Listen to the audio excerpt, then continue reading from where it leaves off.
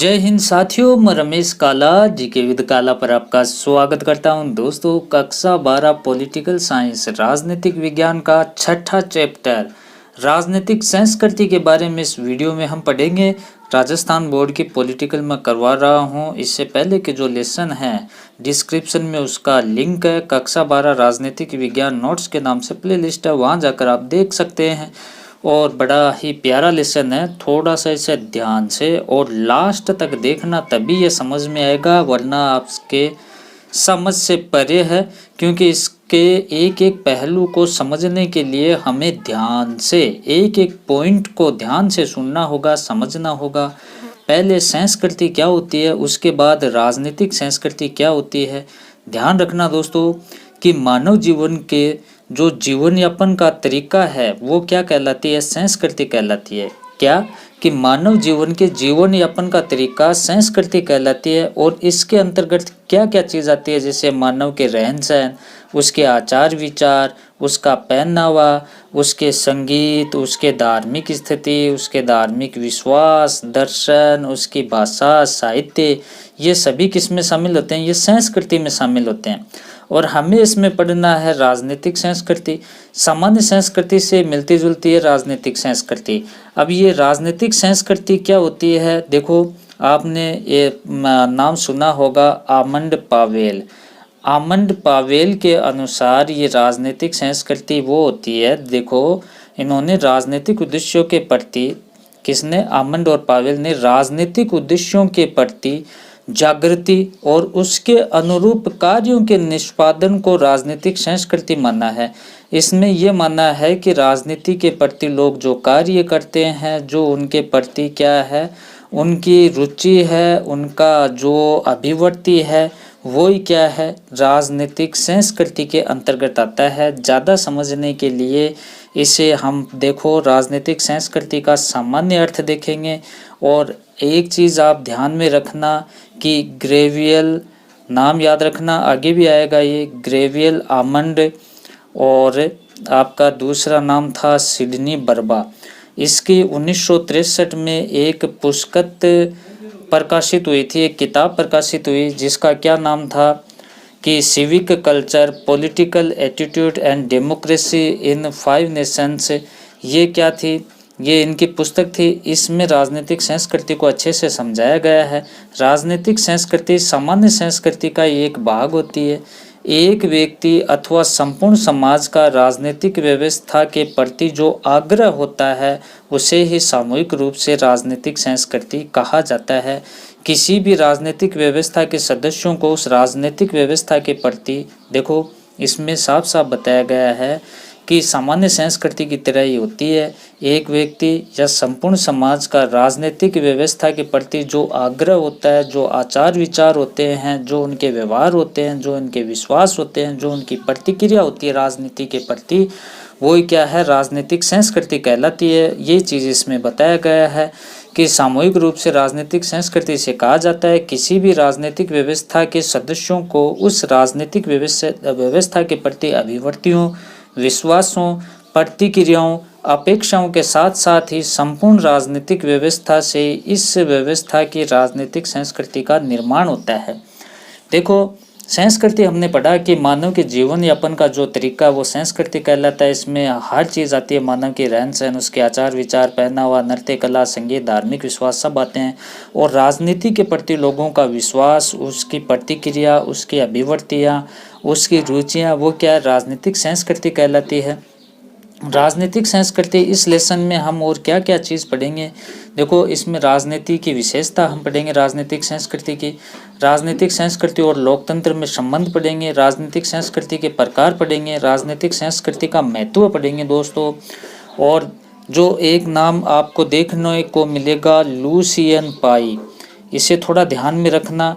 ये लुसियन पाई ये राजनीतिक शास्त्री था और उन्होंने राजनीतिक संस्कृति का संबंध भी किससे बताया कि लोगों को राजनीति के प्रति उसकी अभिव्यक्तियाँ, राजनीति के प्रति विश्वास, भावना, जो समूह में होती है वही क्या राजनीतिक संस्कृति कहलाती है। अच्छे से समझने के लिए मेरे साथ आप बने रहिए।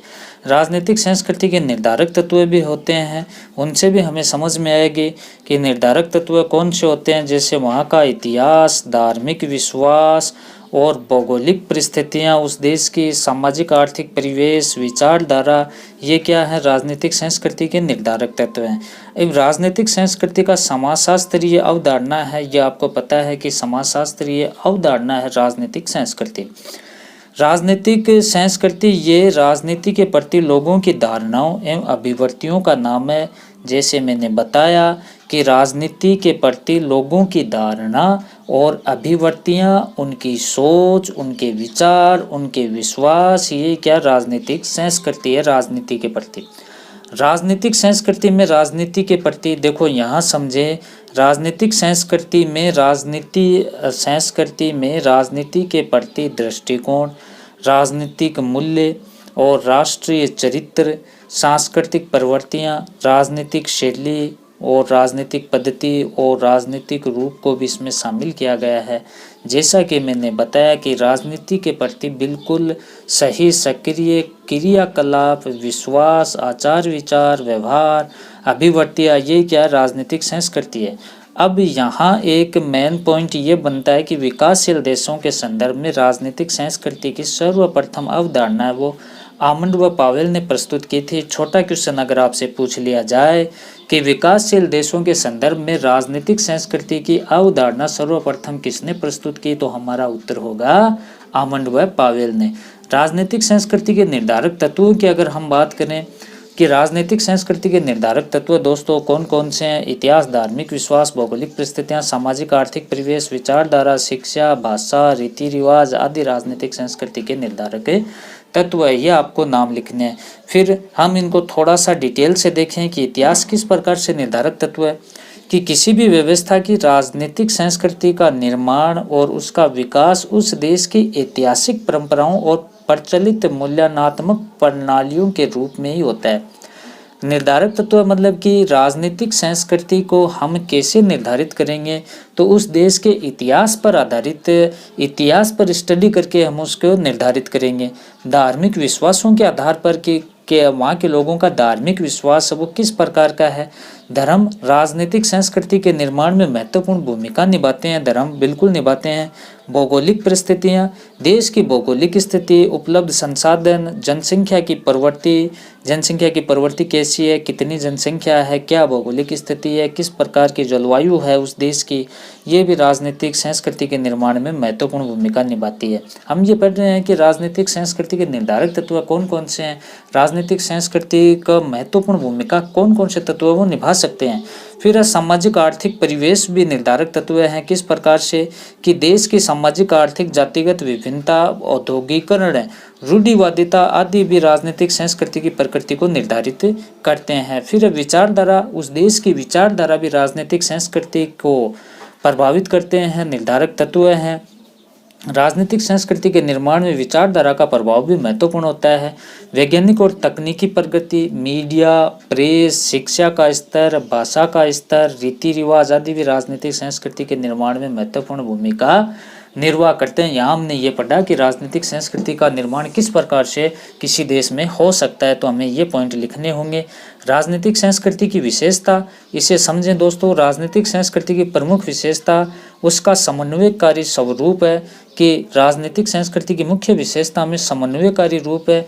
नैतिक मूल्यों के प्रति समर्पण, समन्वयकारी एक दूसरे से मिलकर रहना, नैतिक मूल्य जो उस देश के प्रति राष्ट्रीय आदर्श हैं उसके प्रति समर्पण, विचारों का अमूर्त स्वरूप।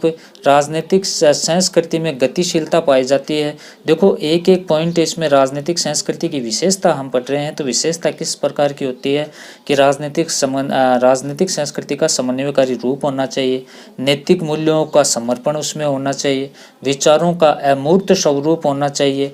राजनीतिक संस्कृतिकरण में गतिशीलता भी पाई जाती है, ध्यान रखना, एक साथ वो स्थिर नहीं होती, इसमें गतिशीलता पाई जाती है। इसमें मूल्य तथा अभिरुचियाँ अभिवृत्तियाँ भी इसमें पाई जाती है राजनीतिक संस्कृति में। राजनीतिक संस्कृति और लोकतंत्र में क्या संबंध है? सन 1950-60 के दशक में विभिन्न विचारकों ने अपने देश की राजनीतिक व्यवस्था का अध्ययन राजनीतिक संस्कृति उपागम द्वारा प्रारंभ किया था। तो यहाँ राजनीतिक संस्कृति उपागम का प्रारंभ कब होता है? 1950-60 के दशक में। राजनीतिक संस्कृति और लोकतंत्र में घनिष्ठ संबंध है, यह आपको ध्यान रखना है।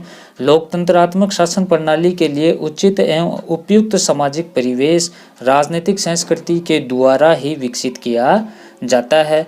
इसमें दोनों में बिल्कुल घनिष्ठ संबंध है। और लोकतंत्रात्मक शासन प्रणाली के लिए उचित एवं उपयुक्त सामाजिक परिवेश राजनीतिक संस्कृति के द्वारा ही विकसित किया जाता है। राजनीतिक संस्कृति व लोकतंत्र के मध्य संबंधों पर सबसे महत्वपूर्ण आनुभविक अनुसंधान, देखो राजनीतिक संस्कृति और लोकतंत्र के मध्य जो संबंध हैं उन पर अनुभव के आधार पर अनुसंधान किया सबसे पहले किसने? ग्रेवियल, आमंड व सिडनी बर्बा ने। इनकी एक पुस्तक प्रकाशित की हुई दोस्तों, किताब प्रकाशित हुई, ध्यान रखना, 1963 में, जिसका नाम था civic culture political attitudes democracy in 5 Nations. Most important book का नाम आप याद रखें इसका, और इस राइटर का नाम याद रखें। इसने अनुभव के आधार पर इसमें ये प्रस्तुत की। और इसी में ही आमंड और पावल ने क्या कहा था कि राजनीतिक उद्देश्यों के प्रति जागृति और उनके अनुरूप कार्यों का निष्पादन वो राजनीतिक संस्कृति है, ये इस बुक में कहा गया है। राजनीतिक संस्कृति के प्रकार कौन कौन से हैं? प्रकार देख लेते हैं। राजनीतिक संस्कृति के प्रकार दोस्तों कौन कौन से हैं? आमंड ने 4 प्रकार की राजनीतिक संस्कृतियों का उल्लेख किया है। एंग्लो अमेरिकी राजनीतिक व्यवस्था, दूसरी महाद्वीपीय यूरोपीय राजनीतिक व्यवस्था, तीसरी गैर पश्चिमी अथवा औद्योगिक राजनीतिक व्यवस्था, और सर्वाधिकारवादी राजनीतिक व्यवस्था। ये आपको थोड़े से नाम याद रखने हैं। प्रत्येक प्रकार की राजनीतिक व्यवस्था में संख्या, शक्ति, सहभागिता के आधार पर 2 प्रकार की संस्कृति पाई जाती है। यहाँ मोस्ट इम्पोर्टेंट बात यह है कि प्रत्येक प्रकार की राजनीति में प्रत्येक प्रकार की राजनीतिक व्यवस्था में संख्या, शक्ति एवं सहभागिता के आधार पर यहाँ 2 प्रकार की संस्कृति पाई जाती है, एक अभिजन संस्कृति और दूसरी जनसाधारण संस्कृति। ये मोस्ट इम्पोर्टेंट है, इस चीज़ को आप ध्यान रखें। राजनीतिक संस्कृति का महत्व है, फिर महत्व देख लेते हैं कि संपूर्ण राजनीतिक व्यवस्था पर ध्यान देना चाहिए। फिर देखो राजनीतिक संस्कृति का महत्व क्या है कि संपूर्ण राजनीतिक व्यवस्था पर इससे ध्यान चला जाता है। राजनीतिक विकास के विभिन्न आयामों को समझने के लिए ये सहायक होती है।